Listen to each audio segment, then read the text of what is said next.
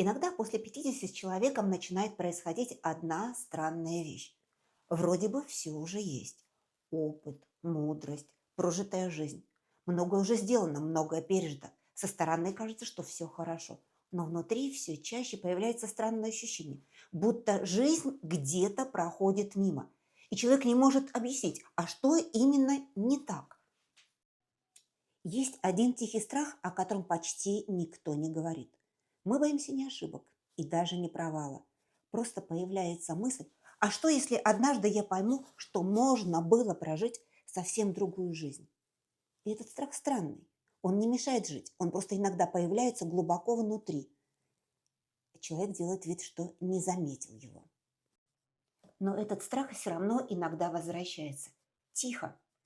И каждый раз звучит одинаково. А это точно та жизнь, которую я хотел прожить.